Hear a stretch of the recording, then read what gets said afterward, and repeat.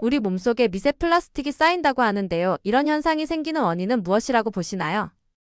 사실은 지금 미세 플라스틱은요, 우리나라만의 문제도 아닙니다. 지금 전 세계적으로 이슈고요. 지금 수많은 연구진들이 정말 이 미세 플라스틱에서 연구를 정말 많이 하고 있습니다. 그래서 지금 연구 결과들이 막 쏟아지고 있어요. 제가 정말, 저도 연구하는 학자지만 다 그 논문을 다 읽지도 못할 정도로 너무 많이 쏟아지고 있습니다. 그래서 다 소개해드리지 못할 정도라고 생각하시면 되는데, 근데 이게 미세 플라스틱이 지금 뭐 쌓이냐고 이제 질문 주셨는데, 지금 그것도 지금 정확히 모릅니다. 무슨 얘기냐면, 미세 플라스틱이 일단은 예전에 그랬어요. 세계보건기구가 2019년도에 뭐라고 했었냐면, 미세 플라스틱 걱정하지 말라고 했어요. 뭐냐면 큰 거는 흡수가 안 된다. 150 마이크로미터 이상 크기의 미세 플라스틱은 먹어도 흡수가 안 되니 걱정하지 마십시오 라고 했었어요. 2019년에. 그 흡수 안 될 거다. 여러분들이 먹는 거 다 작은 거, 큰 것들이라 너무 걱정하지 마십시오. 물론 그때 단서는 달았었어요. 아주 작은 거, 1 마이크로미터 이하 거는 뭐 알 수 없다. 그 독성에 대해서 알 수 없다 정도 그냥 여지는 남겼었죠. 그러다가 시간이 흘렀어요. 당연히 연구가 나오겠죠. 왜? 플라스틱이 너무 많이 쓰니까 전 세계적으로. 과도할 정도로 전 세계적으로 좀 많이 쓰고 있는데요. 근데 2022년도에 네덜란드 연구진이 드디어 밝혀냅니다. 그냥 네덜란드 사람 일반 성인의 피를 뽑았어요. 피를 뽑고 혈액을 검사했더니 거기서 미세 플라스틱이 검출이 된 것도 충격이지만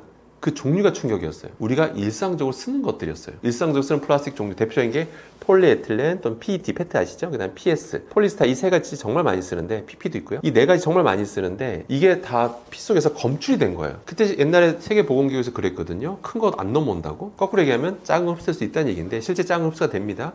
근데 아니나 다를까 실제 흡수가 돼서 혈액에서 검출이 됐던 거죠. 그럼 이렇게 들어왔던 게 문제는, 자, 들어올 수 있어요. 자, 들어왔는데 이게 과연 어느 정도 머물다 빠지는지, 아니면 안 빠지고 얼마나 오랫동안 머무는지, 아니면 진짜 영원히 쌓이는 건지, 이런 것들에서 연구가 지금 충분히 안 됐습니다. 앞으로 계속 연구가 될 거고 밝혀질 거라 좀 보고요.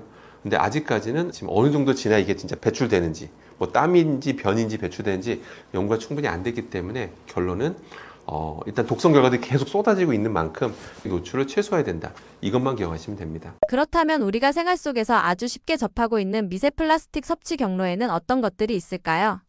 뭐 여러 경로가 당연히 있는데, 일단 여러분들이 꼭 기억하셔야 될 게, 일단은 지금 환경 오염이 너무 심각해져서요. 일단 미세 플라스틱을 난 피해서 살 거야. 영원히 단 한 개도 노출이 안 될 거야 라고 생각하신다면 그건 불가능합니다. 이제는 모든 식품군에서 다 나옵니다. 그냥 보통 식품하면 네 가지 종류 말하거든요. 농산물, 수산물, 축산물, 가공식품 이 네 가지를 의미하는데 그냥 다 좀씩은 검출된다라고 보시면 됩니다. 그러니까 피할 수는 없지만 노출을 최소화하는 게 중요하잖아요. 그럼 노출되는 경로 1위를 뽑으라고 한다면 단언컨대 바로 페트병입니다. 페트병 생수. 지금 과도할 정도로 많이 쓰고 있는데요. 페트병 생수에서는 미세 플라스틱이 검출되는 거는, 있는 거는 이미 해외 연구 결과나 국내 연구진이 이미 다 밝혀놨고요. 이미 그냥 많다라고 그냥 보시면 됩니다. 그게 어쩔 수가 없어요.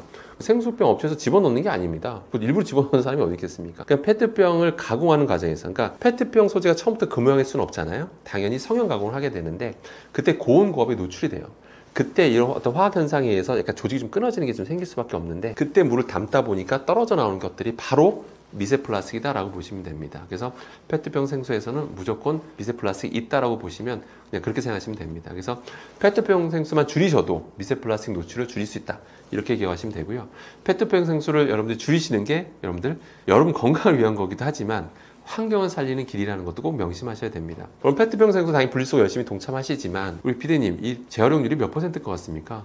우리나라 플라스틱 재활용률이 몇 퍼센트 것 같습니까? 어떤 이런 자료 찾아보시면 재활용률이 50%대라고 나오지만 그거는 태우는 것까지 다 포함해서 50%대고요. 순수한 의미의 재활용은요 20%대입니다. 그러니까 결론은 뭐냐, 재활용 안 되고 대부분 다 태운다는 얘기예요. 태우면 엄청난 일이 벌어지는 거 다 알고 계시죠. 이산화탄소도 어마어마하게 나오고요. 그렇기 때문에 환경을 살리는 길이기도 하기 때문에 페트병 생수는 좀 조심할 필요가 있다라고 보시면 되겠습니다. 첫 번째.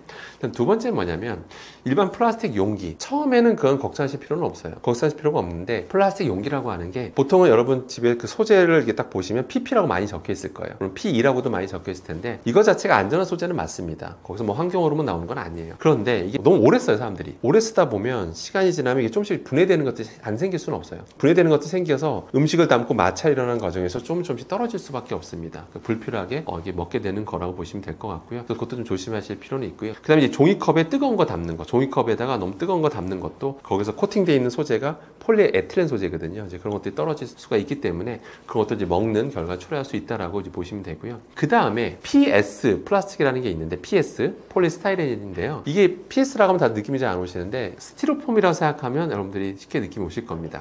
스티로폼 같은 거 있잖아요. 그런 대표적인 스티로폼 느낌 나는 그런 용기들 뭐 있죠? 만두 포장 용기. 만두 포장 해보셨죠, PD님? 그러면 약간 스티로폼에 나온 거기 느낌 나는 거에다 포장해 주잖아요. 그게 다 폴리스타이렌입니다. 근데 그런 것들 또 이게 사발면 용기인데 약간 그 스티로폼 느낌 나는 사발면 있죠? 그런 용기들. 그게 다 여러분들 겉면 보시면 다 폴리스티렌 또는 폴리스타이렌이라고 적혀 있습니다. 이런 것들도 여러분들 긁는 과정에서 미세 플라스틱이 발생할 수밖에 없어요. 그렇기 때문에 또 불필요한 미세 플라스틱 먹는 거기 때문에 혹시라도 그런 거 사용하신다면 좀 이런 마찰이 일어나는 거 최소화하시는 게 중요하고요. 그 만두 포장 같은 거 가급적이면 저는 항상 그래요. 만두 드시지 말라는 게 아니라 가서 드셔라. 아니면 진짜 본인이 그런 어떤 용기를 가져가서 거기에 담아 오시든지 이런 게 가장 바람직하다라고 봅니다. 이렇게 하면 여러분들이 미세 플라스틱 노출을 최소화할 수 있다. 한 가지 더 말씀드리면 우리 티백 많이 먹잖아요. 근데 실제 그 캐나다 연구진이 밝혔는데요. 플라스틱 또 삼각망으로 되어 있는 티백 많이 쓰거든요. 지금 많이 쓰는데 이게 거의 대세예요. 근데 그거를 뜨거운 물에 담갔더니 캐나다 어떤 교수님이 직접 실험을 해봤더니 미세 플라스틱 수억 개가 나오더라. 그걸 최초로 밝혀서 해외 저명 학술지에 이제 공개한 적도 있었습니다. 그렇기 때문에 저는 뭐 티백에서 망하게 하려는 의도가 있는 게 아니고요. 우리의 인식이 바뀌어야 된다는 얘기입니다. 우리의 인식. 여러분들이 사실 우리가 플라스틱 티백망 쓰는 게 편해서 쓰는 거거든요. 거기다 그냥 담가서 뜨거운 물 부으면 끝이잖아요. 너무 편하잖아요. 근데 여러분 인식이 바뀌어서 스테인리스 망을 이용하는 거예요. 스테인리스 망에다가 그런 잎이 있죠. 잎을 올려놓고 뜨거운 물로 이게 뿌려요. 그러면서 우려서 먹는 거죠. 이렇게 되면 서로가 좋은 거다라는 얘기죠. 그런 티백 업계에서도 굳이 이렇게 그런 삼각망 이용하는데 제조 비용만 늘어나거든요. 그냥 잎만 파는 거예요. 포장해서 잎만 팔면 적당한 가루 형태로 하든지 그렇게 해서 여러분들이 집집마다 스테인리스 망에다 우려서 먹는 습관만 된다면 서로 좋은 거예요. 사실은 서로. 우린 미세 플라스틱 안 먹고 제조업체는 생산 단가가 줄어들고 서로 윈윈하는 거죠. 환경도 살리고 그렇게 보시면 됩니다. 정삼각형 플라스틱 티백이 아닌 일반 종이 티백도 문제가 되나요? 그것도 일반 종이가 아니고요. 옛날에 한번 영국인가 어떤 나라에서 이슈가 됐었는데요. 영국이 티를 많이 먹는 나라로 유명하잖아요. 어떤 사람이 티를 우리 가서 보니까 종이니까 이거 그냥 버리면 태우니까 환경이 안 좋으니까 그냥 화단에 심은 거예요. 화단에 심으면 당연히 좋겠지. 이게 뭐 비료가 되겠구나 생각을 한 거예요. 근데 나중에 그게 뭐라고 밝혀졌냐면 그러면 안 된다라고 이제 지침이 내려옵니다. 왜냐하면 순수한 종이가 아니었기 때문이죠. 무슨 얘기냐, 종이에다가 다시 플라스틱 코팅을 합니다. 물론 올레핀 계열을 이제 코팅하게 되는데 그렇기 때문에 당연히 화단에 심으셔도 안 되는 거고요.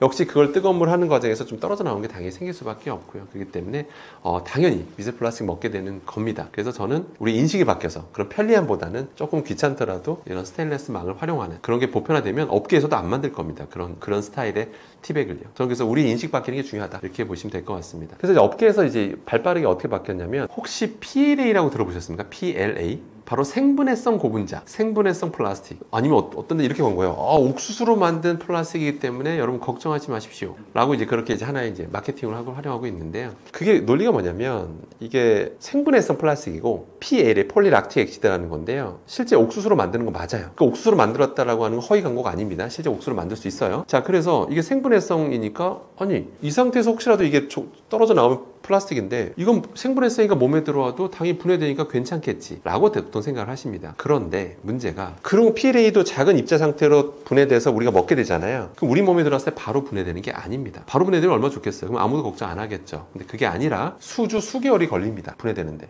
그럼 그 기간 동안 독성을 일으킬 수 있겠죠. 그럼 제가 추정하는 게 아니라 실제 최근에 연구 결과가 나왔습니다. PLA 미세 입자가 실제 우리 몸에 독성을 일으킬 수 있다라는 연구 결과도 나왔어요. 그러니까 결론은 PLA, 그래서 생분해성 플라스틱이라는 컨셉이 우리가 먹으려고 만든 게 아니라는 거 꼭 기억하셔야 돼요. 생분해성 플라스틱은 진짜 우리가 그냥 잘 만들어서 잘 쓰고 잘 내놓으면 이것을 나중에 땅에 묻어서 잘 썩게 하자. 이 컨셉으로 등장한 거지 이걸 먹어도 된다는 컨셉으로 등장한 게 아니라는 걸 꼭 여러분들은, 구독자님들은 꼭 명심하셔야 됩니다. 그래서 결론은 우리가 인식이 바뀌어서 스테인리스망에 우려먹는 문화가 자리 잡아야 된다. 이렇게 기억하시면 되겠습니다. 그럼 업계도 살고 우리 건강도 살고 다 서로가 좋은 거다라고 생각하시면 되겠습니다. 최근에 유리병에서 오히려 미세 플라스틱이 더 많이 나온다는 이야기가 있던데요. 이런 주장이 사실인지 어떻게 보시나요? 정말 최근에 해외에서 어떤 충격적인 논문이 나온 거예요. 어떤 논문이었냐면 프랑스 연구진이 마트에서 파는 제품도 수거한 거예요. 유리병 제품, 플라스틱 제품 다 수거해서 과연 이 안에는 미세 플라스틱이 얼마나 있을까라고 이제 의심을 하고 이제 실험을 해봤어요. 우리가 당연히 생각하기에 이렇게 생각할 수 있잖아요. 당연히 플라스틱 제품에서 미세 플라스틱 많이 나오고 유리병 제품에서 얼마 안 나오겠지, 아니 없겠지, 뭐 이렇게 생각을 한 거예요. 근데 이 연구진이 뭘 밝혀냈냐면 유리병 제품에서 더 많이 나온 거예요. 미세 플라스틱이 더 많이 나온 거예요. 그래서 그걸 정리해서 논문을 내버렸어요. 그래서 그게 이제 일파만파 퍼지면서 우리나라에서도 이제 그게 기사화가 된 거죠. 네, 그래서 그거에 대해 설명드리면, 그래서 참고로 그 연구진은 뭐라고 얘기하냐면, 유리병에서 왜 많이 나왔지? 그래서 이제 분석을 해보니까 유리병이 유리병이지만 뚜껑은 플라스틱이었던 거예요. 그래서 이게 딸 때 이 마찰에 의해서 떨어져 나오더라. 실제 뚜껑 플라스틱 소재에 해당하는 게 실제 검출이 된 거를 확인해요, 실제로. 그러니까 그분들의 주장이 황당하지 않았다는 거죠. 실제 우리가 따는 그 마찰되는 과정에서 떨어져 나올 수 있다는 걸 밝힌 거죠. 그다음 또 연구진도 뭐라고 하냐면 유리병이지만 사실은 유럽이 우리나라보다 훨씬 더 재활용을 잘합니다. 사실 우리나라도 분리수거 열심히 동참하잖아요. 유리병 같은 거죠. 근데 유럽도 정말 많이 합니다. 환경을 정말 보호하는 데서 최전선에 있는 데가 바로 유럽이거든요. 당연히 거기도 재활용을 여러 번 한단 말이에요. 자, 이제 병을 이제 세척을 해야 되잖아요. 그럼 병이 세척을 어떻게 할까요? 그냥 고압으로 물로만 쏘는 게 아니라 브러셔가 들어가요. 슝 들어가서 막 이렇게 돕니다. 그런 식으로 당연히 이제 물리적으로도 마찰이 있어도 세척을 하는데, 근데 문제는 이 브러셔가 시간 지나면 서서히 이게 오래 쓰면 브러셔도 플라스틱이거든요. 그 브러셔도 서서히 이게 분해돼요. 조금씩. 기계적 물성도 약해지고, 그런 이제 마찰되는 과정에서 이게 떨어져 나오더라. 왜냐면 실제로 이런 섬유 형태의 미세 플라스틱을 찾아내요, 이 연구진이. 그래서 그런 것들이 하는 과정에서 잔류하고 있다가 그것들이 음식물로 떨어져 나온 걸로 현재 연구진이 밝혀냅니다. 아무튼 그렇게 밝혀내고 이제 논문을 발표한 거예요. 자, 유리병에서 더 나옵니다 라고 이제 발표를 한 게 됐죠. 자, 그래서 저는 이제 그거에 대해서 이제 전문가로서 해석을 해드려야 되는데, 그러니까 그건 보고 이제 많은 분들이 기사를 보고, 야, 이제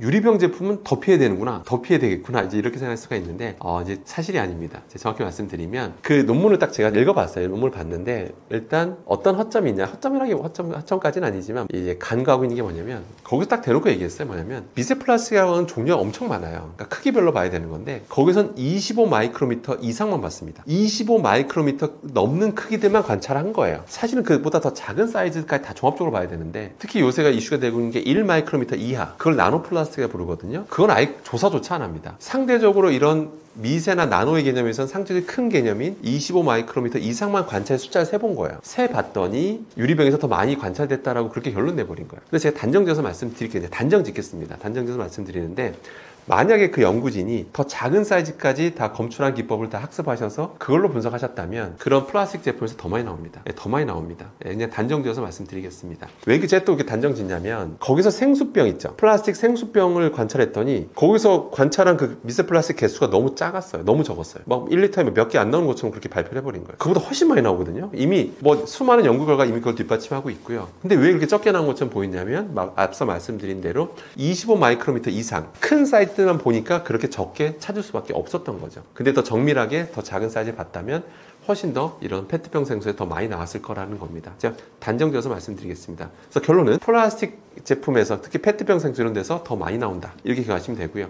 다만 이 연구진이 밝힌 거가 우리가 얻는 교훈이 있어요. 교훈이 뭘까요? 유리병 제품은 아예 안 나올 거라고 생각했는데 나올 수 있다는 걸 우리가 처음에 알게 된 거잖아요. 우리도 몰랐던 사실이기 때문에 이걸 우리나라도 약간 행정 조치가 필요할 것 같긴 해요. 뭐냐면, 우리도 당연히 유리병 재활용한단 말이에요. 당연히 세척하고 다시 쓰는데, 이 브러셔, 그 닦는 이 브러셔 있잖아요. 세척하는 이 브러셔, 이런 어떤 규정도 사실 없습니다. 그러니까 어느 정도 지나면 교체해야 된다, 뭐 그런 것도 없고요. 그러니까 브러셔 한 다음에 다시 또 고압으로 충분히 세척해서 절대로 좀 어떤 그 브러셔로 인한 어떤 미세 플라스틱은 남아있지 않게끔 한다는 어떤 그런 규정이 없어요. 우리나라 규정은 그냥 깨끗이 하면, 그냥 이물질만 없으면 된다, 약간 뭐 그런 수준이, 미세 플라스틱까지 뭔가 어떤 그런 뭐 지침을 정해놓은 건 아니거든요. 그렇기 때문에 이번에 우리가 이런 교훈을 얻었기 때문에 향후에 어떤 이런 병 세척 규정이 좀 더 보완되지 않을까라고 생각이 듭니다. 결론은 유리병 제품에 대해서 뭐 불안감을 가지실 필요는 없다, 이렇게 기억하시면 됩니다. 앞서 말씀드린 대로 페트병 생수, 이거는 사용을 좀 자제하셔야 된다, 이렇게 기억하시면 되겠습니다. 미국산 참깨에서 제초제 성분 글리포세이트가 기준치의 19배 검출됐다고 하는데, 이게 문제가 되는 이유는 무엇이고, 그러면 지금부터 참기름 섭취를 멈춰야 하는 걸까요?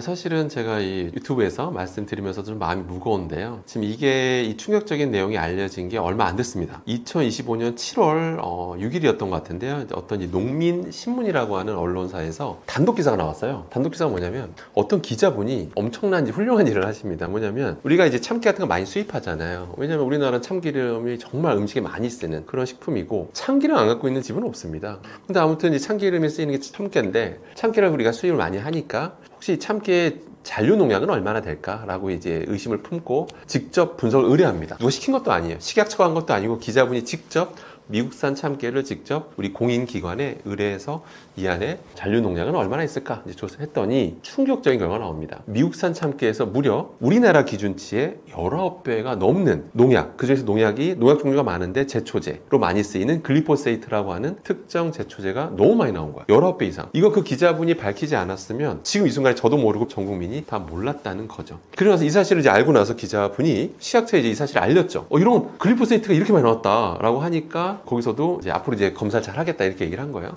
무슨 얘기냐면 이 기자분이 이렇게 너무 많이 나오니까 글리포세이트가 도대체 뭐가 문제였지라고 이제 조사를 해본 거예요. 조사해봤더니 충격적인 게 드러납니다. 뭐냐면 당연히 이 순간에 농산물이 수입이 되잖아요. 그럼 당연히 잔류농약 검사할까요? 안 할까요? 우리나라가 당연히 검사할까요? 안 할까요? 당연히 검사를 하겠죠. 당연히 검사를 합니다. 당연히 600 몇 종에 대해서 농약을 검사를 해요. 당연히 검사를 합니다. 그런데 이번에 드러난 게 뭐냐면 아까 말한 그 글리포세이트란 제초제가 그 검사항목에 없었다라는 게 이번에 최초로 2025년 7월 초에 밝혀진 겁니다. 우리가 그동안 검사를 안 했던 거예요. 검사 항목에 글리포세이트가 없었다는 거를 이번에 알게 된 거죠. 그래서 이 시약처에 알려줬더니 이거 이런 문제가 있었습니다 라고 알려줬더니 시약처에서 이제부터 하겠습니다 라는 식의 어떤 입장을 전해왔나 봐요. 그래서 날짜 중요합니다. 2025년 7월 8일 이후부터는 수입되는 이런 참깨에 대해서 검사를 하겠다는 입장을 발표한 거예요. 아무튼 그런 상황이고요. 그 다음에 이제 궁금한 게 있잖아요. 그럼 그동안 수입된 거는요? 이게 중요한 거죠. 그동안 수입된 게 얼마 전에 수입한 게 1,400톤이었습니다. 참깨를 1,400톤이 얼마 전에 수입이 됐는데 그게 다 어딘가 갔겠죠. 어디로 갔을까? 이 참깨가. 당연히 우리가 참깨를 뭐 김밥 위에도 뿌리기도 하고 고기에 뿌리기도 하고 잡채 위에 뿌리기도 하고 뿌린 용도로도 쓰지만 가장 많이 쓰는 게 뭐죠? 바로 참기름이죠. 당연히 참깨 수입했으면 참기름 제조업체에 넘어가죠. 그럼 참기름 제조업체는 그걸 짜서 참기름을 만들게 되겠죠. 이미 유통된 건 어떻게 될까요? 앞으로는 검사하겠다고 했는데 그동안 검사 안 한 거예요. 기존에 그러면 이미 팔려나갔잖아요. 엄청난 양이 팔려나갔으면 그거에 대해서 전수조사를 하든지 전수사에서 뭐 문제가 있는지 없는지 따져야 되잖아요. 근데 지금 그거에 대한 계획은 현재 발표한 바가 없다라는 거죠. 근데 만약에 전수사에서 밝혀지면 어떤 일이 벌어질까요, PD님? 그다음 수입된 거 조사해봤더니 역시 글리포세이트 그 제초제가 성분이 여전히 높게 나와요. 우리나라 기준치의 뭐 몇 배 이상만 나와요. 그럼 어떻게 될까요? 사람들이 당연히 참기름을 뭐 쓰는 여러 가지 식품들 뭐가 있죠, 뭐 여러 가지 식품들 많이 쓰잖아요. 그럼 그런데 식당에 안 갈 가능성이 생기게 되겠죠. 그럼 미친 파장이 엄청 클 것으로 보입니다. 그래서 그동안 수입된 거에 전수조사 할지 말지는 지금 현재 확실히 알 수 없는 상황이다라고 보시면 될 것 같고요. 지금 미국산 참깨 이렇게 나왔잖아요. 그럼 이거 영상을 보시는 구독자님들께서는 집에 갖고 계신 참기름을 한번 살펴보세요. 살펴보시면 참기름 겉면에 당연히 원재료가 참깨라고 적혀 있고 가로치고 뭐가 적혀 있을 거예요. 이게 뭐 베트남산인지 에티오피아산인지 중국산인지 인도산인지 파키스탄산인지를 확인하실 수가 있습니다. 그러면 정말 다양한 나라에서 수입을 합니다. 미국뿐만 아니라 아까 제가 말씀드린 여러 나라에서 지금도 엄청난 양을 수입하고 있거든요. 자, 그럼 이런 데서 문제가 있을까요? 없을까요? 자, 그럼 따져볼게요. 자, 먼저 미국부터 다시 돌아오면 자, 미국은요 글리포세이트 이 제초제를 많이 쓸까요? 적게 쓸까요? 우리 PD님? 굉장히 많이 씁니다. 기준치가 우리나라랑 차원이 다릅니다. 우리나라 식약처가 정한 잔류 기준치가 있을 거 아니에요. 미국은 우리나라보다 잔류 기준치가 한번 맞춰보세요. 몇 배일까요? 우리 PD님? 800배입니다. 800배 정도는 왕창 있어도 남아있어도 괜찮다라는 입장이에요. 미국은요 여러분들이 많이 오해하고 계신데 미국 하면 떠오르는 산업이 있죠. 뭐 테슬라니 엔비디아니 아마존 애플 마이크로소프트 이런 거 빅테크 기업만 생각하시는데 그것도 당연히 뭐 큰 산업이지만 농업이 굉장히 발달한 나라입니다. 미국이 땅이 넓잖아요. 그중에 40%가 농지입니다. 지금도 농업 종사자분들이 굉장히 많아요. 또 거기서 농산물을 엄청나게 또 축산물부터 시작해서 많이 판매하는 수출 국가기도 합니다. 땅이 넓잖아요. 농사를 어마어마하게 생산하는데 사람이 못 뿌린대요. 그럴 것 같지 않아요? 농약을 사람이 돌아가서 뿌리는 그게 아니라 헬기로 뿌립니다. 우리나라는 차원이 달라요. 헬기를 뿌리는 데가 엄청 많고요. 당연히 수확량이 많아야 되니까 이 제초제를 많이 뿌릴 수밖에 없어요. 제초제를 왜 많이 뿌리냐면 이 제초제가 말 그대로 잡초제, 여러 가지 쓸데없는 풀 제거하는 거예요. 근데 이미 GMO 농작물 같은 경우는 이미 글리포세이트 제초제에 내성이 있어요. 내성이 있으니까 걔네들은 잘 자라요. 나머지 풀들은 못 자라요. 그러니까 엄청난 양의 수확량이 생기는 거예요. 잡초들이 막 원래 방해하거든요. 그러니까 그런 것들을 막기 위해서 제초제를 많이 뿌리는 거죠. 헬기에서 대량 살포한다 이렇게 생각하시면 돼요. 그러니까 그런 또 수출도 많이 해야 되는 나라다 보니까 기준치가 굉장히 관대한 걸로 좀 추정이 돼요. 우리나라가 몇 배라고 했죠? 800배가 넘는 기준치가 있었던 거예요. 자, 그럼 그 나라는 이제 미국에서 생산을 했어요. 다른 나라에 팔아야 되죠. 우리나라에 팔아야 되는데 미국에서도 수출업자가 있을 거 아니에요. 우리나라에 파는 수출업자가 있을 거 아니에요. 그런데 이 기자분이 뭘 밝혀냈냐면 충격적인 걸 밝혀냅니다. 수출업자 입장에서는 한국이 검사 안 하잖아요. 글리포세이트 검사한다는 거 알았을 거 아니에요. 한 번도 문제된 게 없었잖아요. 그러니까 자기네들 그 생산업체, 그 농산 그런 농업업체들한테 배포 가이드까지 제공했대요. 글리포세이트 배포 가이드 이런 거겠죠. 마음껏 써도 돼. 뭐 이런 거겠죠. 왜? 항공 검사 안 하니까. 그러니까 이번에 이렇게 우리가 수입됐었는데 참깨가 검사해 보니까 글리포세이트가 이 제초제가 무려 19배나 높게 나왔던 거죠. 그러니까 너무 충격적인 거죠. 우리 한국은 검사 안 하니까 마음껏 해도 돼. 자, 그러면 우리 PD님께 질문 한번 던져볼게요. 우리가 미국에서만 수입하는 게 아니라고 했죠. 미얀마니, 베트남이니, 뭐 에티오피아, 인도, 파키스탄 등에서 수입을 하는데, 자, 그 나라들은 우리나라에 수출할 때 한국은 글리포세이트 검사를 안 한다는 걸 알았을까요? 몰랐을까요? PD님. 알았겠죠. 당연하죠. 왜냐면 문제된 적이 없으니까요. 자기네들이 이렇게 해서 팔면 한 번도 글리포세이트 양 가지고 문제 삼았던 적이 없잖아요. 그러니까 그 나라도 우리나라가 약간 이런 허점이 있다는 걸 알았을 거란 말이죠. 그러니까 얼마나 뿌려댔을지는 지금 몰라요. 정말 미국보다 더 많이 뿌렸을지 적게 뿌렸을지 지금 현재 전혀 모르는 상황이다. 이게 지금 슬픈 현실이고요. 그럼 그 아까 농민신부 기자분이 아니 미국산 참깨만 검사하지 말고 다 검사했어야죠 라고 말씀하실 수도 있는데, 이 분석하는데 돈이 많이 듭니다.